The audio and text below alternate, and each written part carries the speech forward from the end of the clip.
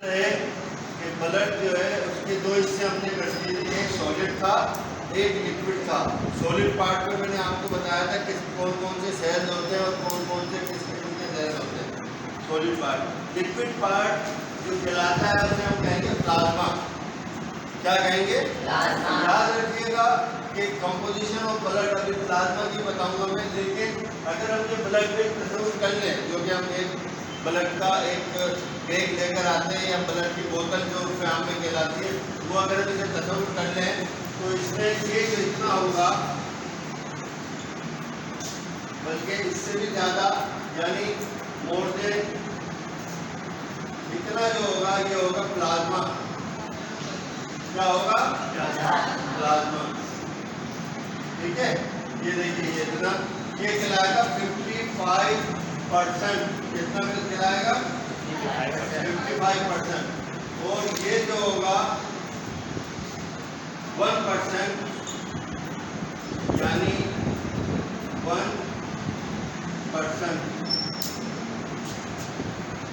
1% जो होगा वो कहलाएगा WBC और प्लेटलेट्स। ठीक है, WBC और प्लेटलेट्स कितने हैं? 1%। टोटल वेग में 55% या 55% प्लाज्मा है। एक ब्लड बैग भरो, 100 ml ब्लड भरो, टोटल 5 लीटर ब्लड भरो, कितना ब्लड होता है इंसान के जिस्म में? 55 जी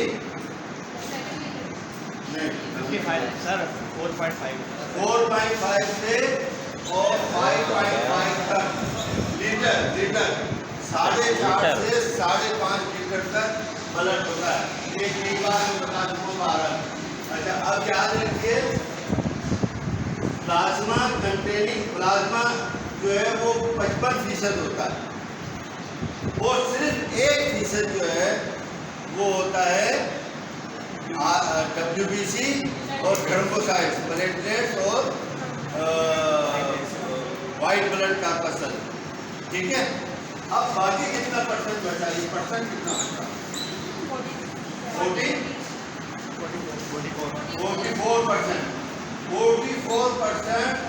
रेड ब्लड सेल होते हैं।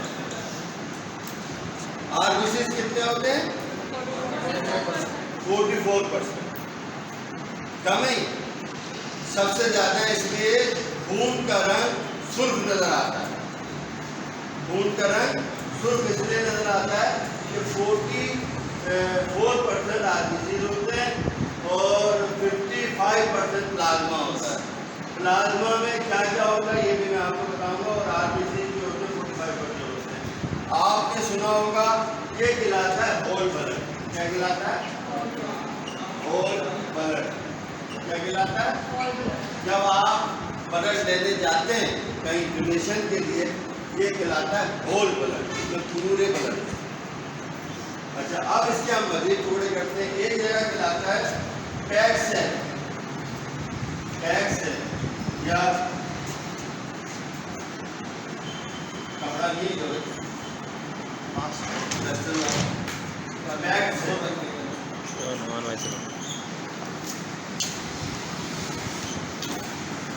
ये जो पैक सेल होते हैं वो टोटल जो है वो 44% निकाल कर, यानी कि 44% आरबीसी निकाल कर उसमें थोड़ा सा लिक्विड डालकर, यानी प्लाज्मा का इसका थोड़ा डालकर, पैक सेल में मैक्सिमम 90% पैक सेल में 90% से ज़्यादा, मोर देन 90% आरबीसी होते हैं। जब आप होल ब्लड लेने जाती हैं या लेने जाते हैं किसी मरीज के लिए, तो होल ब्लड में ये पूरी ब्लड की कंपोजिशन होती है। प्लाज्मा 55%, WBC या प्लेटलेट्स 1% और RBC 44%। ठीक है, ये होता है। क्या चला नहीं ना? चल रहा है। अच्छा, एक बात ये कि जब आप प्लाज्मा लेने जाते हैं तो वो सिर्फ प्लाज्मा दे देते हैं, और प्लाज्मा जो होता है वो 55% होता है। हाँ, प्लाज्मा का काम करता है। बात ये है कि बहुत सारे अफराद को जिनको खून मुकम्मल तौर पर अगर मुकम्मल तौर पर बह गया हो या हेमरेज हो गया हो, मुकम्मल तौर पर एक्सीडेंट की वजह से खून ज़ाया हो रहा हो, तो उसको होल ब्लड चढ़ सकता है, ठीक है, होल ब्लड चढ़ सकता है। याद रखिए कि ये 45% यानी कि सॉलिड पार्ट अगर हम कहेंगे, ये जो है यहाँ से यहाँ तक सॉलिड पार्ट है। According to composition solid part कितना है? 44 यानी 45% है सॉलिड पार्ट, और लिक्विड पार्ट कितना है? 55% यानी 55%। तो हम इसको भी सॉलिड पार्ट कहेंगे ना, WBC और थर्मोसाइट, ये आदि से अलग है, लेकिन ये 1% है। अब आप याद रखिए ये पते की बात कि जब आदमी को होल मतलब कोई एक्सीडेंट होता है, होल ब्लड उसका बहने लगता है, तो वो ऐसा थोड़ी है कि सिर्फ खुलियात में या आरबीसी में ऐसा नहीं होता, उसको तुरंत ब्लड जो उसका ज़ाया हो रहा होता है, जो होता है उसको होल ब्लड चढ़ाएंगे। लेकिन जिसको सिर्फ और सिर्फ आरबीसी डिस्ट्रॉय हुए या हेमोलाइसिस हुआ है, हेमोलाइसिस क्या होता है? हेमोलाइसिस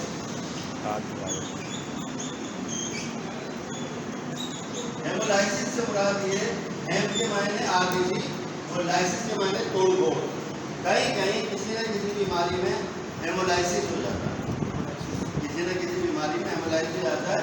जो हमारी एचबी या आरबीसी की जो हमने तादाद बताई थी, या एचबी की तादाद बताई थी, आरबीसी की तादाद हमने बताई थी 4.5 के करीब, 4.5।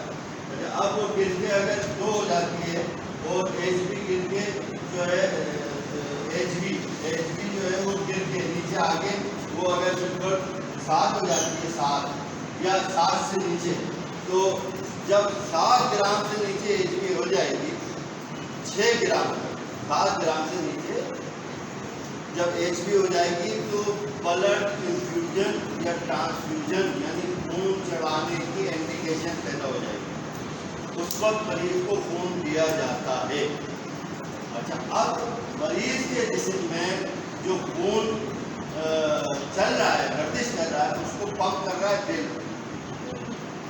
आरबीसी हो गए कम, आरबीसी का मैंने आपको काम बताया था, माशाल्लाह आरबीसी का काम बताया था। आरबीसी कम हो गया, ट्रांसपोर्ट तो है नहीं कि ऑक्सीजन पहुँचा रही हो पूरे जिस्म में। अब वो हो गई कम, वो इतनी कम रह गई, तो लोड पड़ रहा है। दिल में लिक्विड उतना ही है, 5 लीटर दिल में लिक्विड उतना ही है, और दिल को न्यूट्रिशन भी नहीं मिल रहा, ऑक्सीजन भी नहीं मिल रही, क्योंकि आरबीसी कम है। उस सूरत में अगर होल ब्लड चढ़ा देंगे, पहले 5 लीटर है, अब उसको हम आधा लीटर और चढ़ा देंगे, तो लोड डाल देंगे किसपे? दिल पे। हम क्या करेंगे, उसमें जो कमी है वो आरबीसी की, और आरबीसी चढ़ा लेंगे, that is called pack cell, ठीक है। जब डेंगू हो जाता है, डेंगू हो जाता है, तो डेंगू होने में कौन सी चीज गिरती है? कम होती है प्लेटलेट्स। बताया डेंगू होने में प्लेटलेट्स गिरते हैं, लिहाजा हमें प्लेटलेट चढ़ानी होगी, ठीक है। प्लेटलेट चढ़ाने से मुराद ट्रांसफ्यूज करनी होगी, तो पूरे ब्लड में इतनी सी प्लेटलेट आपको बताया कितनी है, तो कई प्लेटलेट थोड़े करके कई प्लेटलेट चढ़ती है। जितने अफराद जाके खून दे कर आएंगे, उनमें से इतनी प्लेटलेट निकलेगी 1%, ठीक है ना। अच्छा, किसी को सिर्फ प्लाज्मा चढ़ाया जाता है, वो भी एक कंडीशन है। तो मकसद ये है कि अब कंपोनेंट ऑफ ब्लड अलग अलग चढ़ाए जाते हैं, तो अलग अलग मतलब चढ़ाने से मुराद ट्रांसफ्यूजन कहलाएगा, मेडिकली ट्रांसफ्यूजन। लेकिन हम बात करते हैं हमेशा अवामी जबान में, ताकि आप लोग समझ सकें।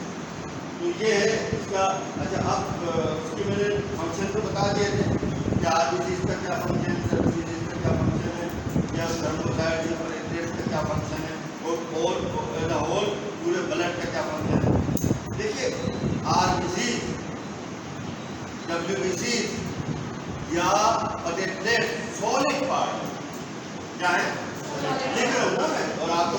Solid part. सॉलिड पार्ट पूरे जिस्म में कैसे घूम सकते हैं, कैसे गर्दिश कर सकते हैं? उसके लिए लिक्विड की जरूरत है, तो हम पानी में डाल दें, लेकिन पानी जो है वो न्यूट्रिशन फूड नहीं होता जो इनको न्यूट्रिशन भी देता है। प्लाज्मा में प्रोटीन भी होती है, एल्बुमिन भी होती है, इलेक्ट्रोलाइट भी होते हैं, साल्ट भी होते हैं। प्लाज्मा में क्या होता है? प्रोटीन भी होती है और एल्बुमिन भी होती है। एल्बुमिन और प्रोटीन तकरीबन नहीं होता है। साल्ट भी होते हैं, इलेक्ट्रोलाइट भी होते हैं। ये तो प्लाज्मा एक न्यूट्रिशन भी है, मजा भी है।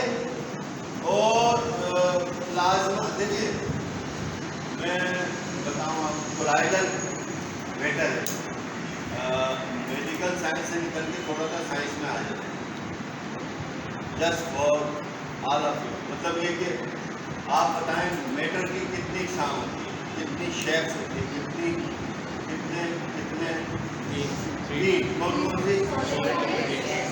सॉलिड, लिक्विड और गैस। एक और है वो विस्कस जो आप कह रही हो वो है प्लाज्मा। एक और मैटर की एक और किस्म अब लेटेस्टली, मतलब लेटेस्ट जो है मैटर की एक और किस्म बाहर आ गई है, और बाहर आने से बड़ा डिस्कवर कह लें या उस पर टेक्निक होने के बाद मैटर की एक और किस्म उन्होंने बता दी है। अभी वो डेरे बेस है, लेकिन बहरहाल मैटर की एक और किस्म मादे की एक और हालत है, that is called plasma, colloidal. तो ये प्लाज्मा वही है। दूसरी बात ये कि सबसे है कि प्लाज्मा उसके लिए सॉलिड पार्ट को तैरने और घूमने के लिए ज़रूरी है। तो ये कंपोजिशन या ये रेशो या ये तनासुब रहना लाजमी है। बाकी प्लाज्मा का फंक्शन मैंने आपको बता दिया, बुनियादी फंक्शन तो है कि सॉलिड पार्ट को लेके घूमेगा। अब सॉलिड पार्ट को अलग कर लो तो पाउडर की सूरत में आ जानी चाहिए, या सेल्स की सूरत में आ जाना चाहिए, या पेस्ट की सूरत में आ जाए। चलो पेस्ट यानी एक जैसे पेस्ट होते हैं, टूथपेस्ट वगैरह, मतलब उसकी एक सूरत में आ जाए जब इकट्ठे हो जाएंगे।